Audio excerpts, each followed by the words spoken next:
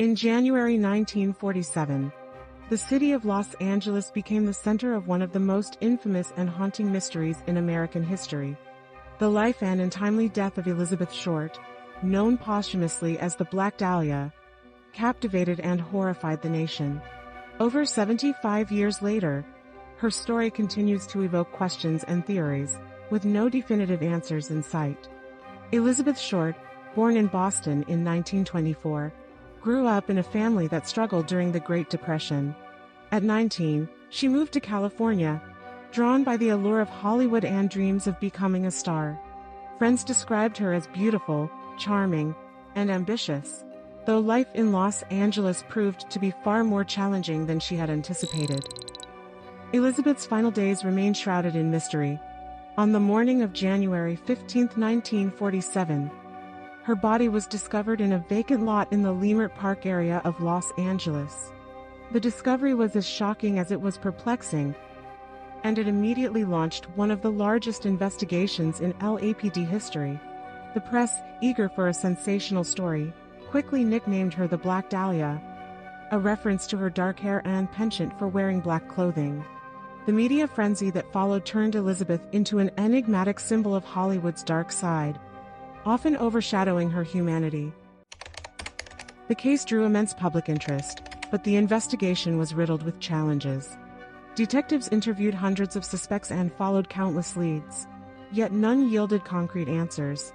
Over the years, the case has spawned numerous theories, from connections to the Hollywood elite to the possibility of a serial killer at large. One of the most intriguing aspects of the case is the sheer volume of confessions. Over 500 individuals have claimed responsibility for her death, though none were substantiated by evidence. This flood of false leads only served to complicate the investigation, leaving more questions than answers. Elizabeth's life and death have been analyzed, fictionalized, and mythologized in countless books, films, and television series. Yet for all the speculation, the truth remains elusive. Elizabeth's story is often reduced to the circumstances of her death. But who was she as a person? Her family described her as a dreamer, a young woman who aspired to make a name for herself. Her friends recalled her as someone who lit up the room, though her life was far from perfect. Elizabeth lived in a post-war Los Angeles filled with opportunities, but also rife with danger. Struggling to make ends meet, she often moved from place to place, relying on friends and acquaintances for support. Despite her challenges, she never gave up on her dreams of becoming a star. Her story is a poignant reminder of the vulnerability many young women faced in a city known for its glamour and its shadows. Theories about Elizabeth's death have evolved over the decades. Some suggest she may have known her assailant personally, while others believe her death was the result of a chance encounter with a predator. A number of names have emerged as possible suspects, including doctors, actors, and even members of law enforcement. Yet, no suspect has ever been definitively linked to the case. One of the most prominent theories involves Dr. George Hodel, a wealthy physician with a murky past. His son, Steve Hodel, a retired LAPD detective, has written extensively about his belief that his father was responsible. While compelling, the theory remains controversial and unproven. The Black Dahlia case endures not only because of its horrifying nature, but also due to the mystery that surrounds it. Elizabeth Short's life was tragically cut short, and the questions surrounding her death highlight the complexities of fame, ambition, and vulnerability in a city that promises dreams but often delivers nightmares.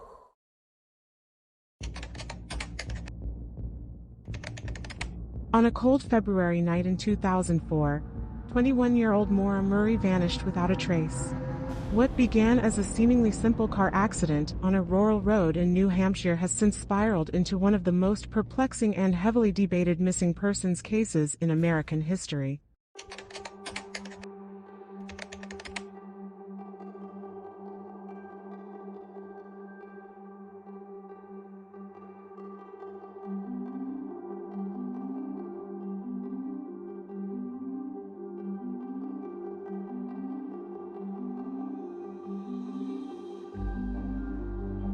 However, beneath her achievements lay struggles and complexities that few around her truly understood. In the months leading up to her disappearance, Maura faced personal challenges, academic pressures, legal issues stemming from a credit card incident, and potential strains in her personal relationships. These details, though minor on the surface, later became central to the speculation surrounding her case. Maura's final day began like any other, but by the evening, events took a strange and unsettling turn. At around 7:25 p.m., Maura's car, a black Saturn sedan, veered off Route 112 in Haverhill, New Hampshire. A neighbor heard the crash and called 911 at 7:27 p.m., reporting that a young woman appeared to be alone at the scene. By the time law enforcement arrived just 10 minutes later, Maura was gone. Her car was locked, the airbags had deployed, and there were signs of alcohol consumption, but no sign of struggle or injury. What happened in those crucial minutes remains a mystery to this day. Several details from the accident scene have puzzled investigators and fueled endless speculation. Why did Maura head to New Hampshire? Earlier that day, she emailed her professors claiming there had been a death in the family, a statement later confirmed to be false. What were her plans? Maura had packed her car with clothing, toiletries, and her favorite textbooks, suggesting she was planning an extended trip. Why did she vanish so quickly? Witnesses reported seeing her at the scene just moments before authorities arrived, yet no footprints in the snow indicated where she might have gone. These inconsistencies have led to a myriad of theories, each more perplexing than the last. Maura's disappearance has spawned numerous theories, ranging from the plausible to the fantastical. Let's explore the most prominent ones. A planned disappearance. Some believe Maura intentionally vanished to escape her life. The packed belongings, the misleading email, and her recent personal struggles lend credence to this theory. However, no concrete evidence has surfaced to suggest she successfully started a new life. An accident in the wilderness. Others suggest Maura may have wandered into the nearby woods and succumbed to the freezing temperatures. Despite extensive searches involving cadaver dogs and helicopters, no trace of her has ever been found. Foul play.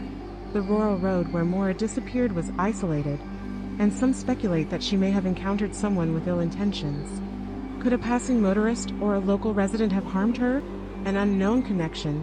Some theories suggest Maura may have been running from something or someone that was never publicly known. Could her actions that day have been part of a larger, hidden narrative? In the years since Maura's disappearance, her case has captivated amateur detectives online. Message boards, forums, and podcasts have dissected every detail, generating new theories and uncovering overlooked clues. However, this public fascination has also created challenges. The influx of unverified information and rampant speculation has, at times, distracted from the investigation. Families and law enforcement have expressed frustration over false leads generated by well-meaning but misguided sleuths. Maura Murray's disappearance is more than just a mystery. It's a story of unanswered questions, enduring hope, and the complexities of human nature. For her family, friends, and the countless people who have followed her case, one question remains: what really happened on that cold February night in 2004? As we delve deeper into her story, we're reminded of the fragility of life and the lengths we go to for closure and understanding. Until the day we find Maura, her story remains unfinished, a haunting reminder of how easily someone can slip through the cracks of time and memory.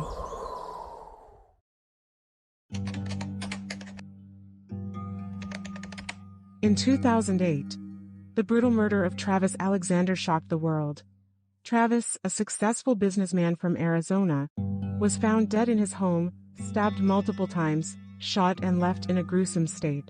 But what shocked people even more was the person arrested for his murder, Jodi Arias, a woman who had been in a tumultuous and complex relationship with him. Jodi and Travis had been romantically involved for some time, but their relationship was far from simple. There were reports of heated arguments, manipulative behavior, and jealousy. But was that enough to justify the shocking murder that followed? After their breakup, Jodi's behavior became increasingly alarming. She moved closer to Travis, uninvited, and was known to spy on him, even sneaking into his home. Friends described her as manipulative and unrelenting, In the days leading up to Travis' death, Jodi's behavior became more erratic and suspicious. She initially denied involvement, but eventually, shocking details began to emerge. It was revealed that Jodi had gone to extreme lengths to conceal her actions. After killing Travis, she staged the crime scene and tried to cover her tracks by driving long distances to avoid suspicion. The most disturbing part, Jodi later confessed to the crime, but her explanation was chilling. She claimed that the murder was an act of self-defense, even though the evidence contradicted her story. Surveillance footage, bloody crime scene photos, and shocking text messages all pointed to the fact that Jodi had meticulously planned the murder, leaving the audience to question, was this a crime of passion, or was Jodi a cold-blooded killer who had been plotting this all along?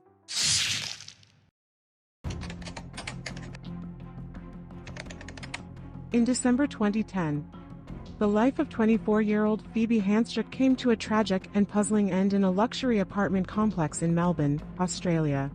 What initially seemed like a straightforward case quickly turned into one of the most perplexing mysteries in recent memory. Phoebe's body was found at the bottom of a garbage chute, 12 stories below the apartment she shared with her boyfriend. The initial theory suggested that Phoebe had entered the chute voluntarily, but questions quickly arose. Could someone willingly enter such a narrow, confined space? And if not, what really happened that fateful day? Her family and friends struggled to reconcile the official explanation with the Phoebe they knew: vibrant, independent, and full of life. In the days leading up to her death, there were indications of personal struggles, but those who loved her believed that she was starting to find her way forward.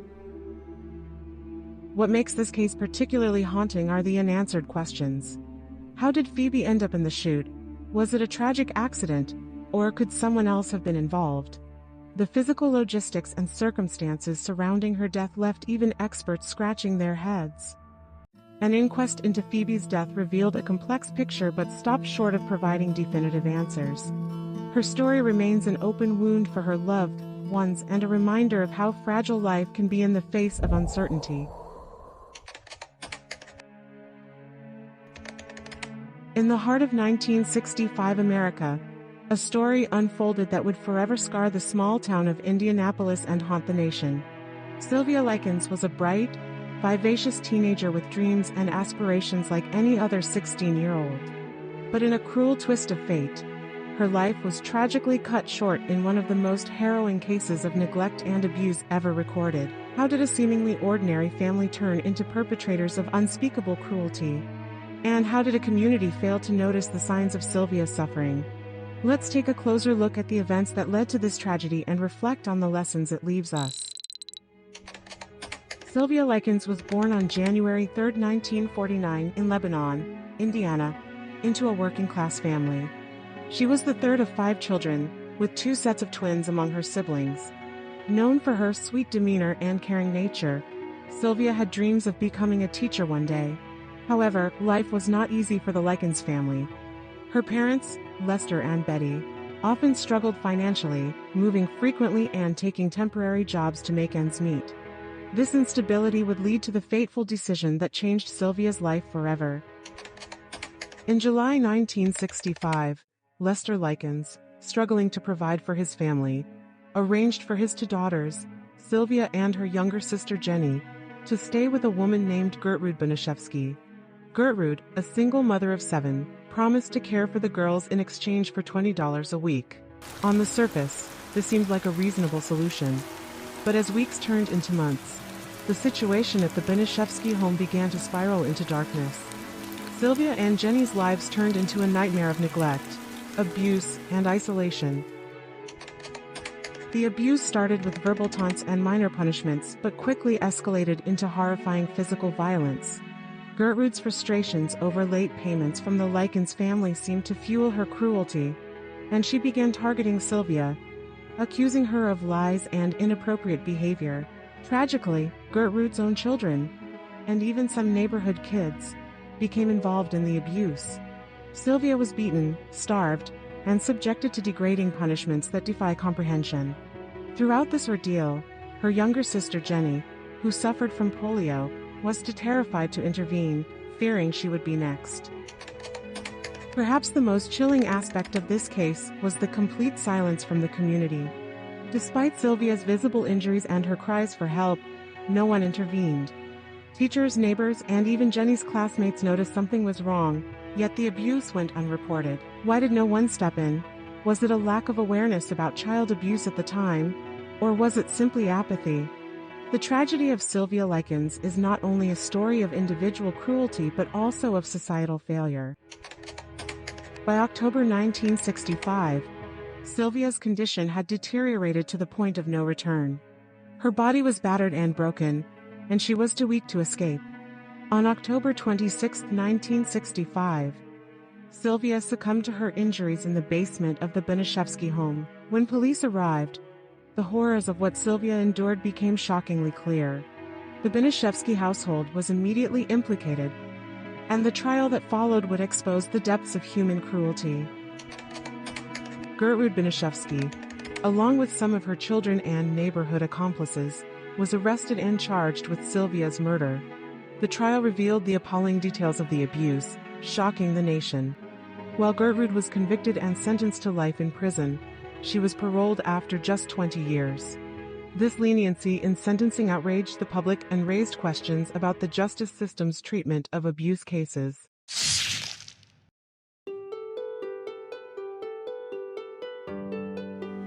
Though Sylvia Likens' life was cut tragically short, her story has left a lasting impact. It has inspired greater awareness about the signs of abuse and the importance of speaking out. Her case has been a catalyst for change in child protection laws and the development of community resources to prevent similar tragedies. Sylvia's memory reminds us of the importance of compassion, vigilance, and action. Her story is a somber call to ensure that no one else suffers in silence.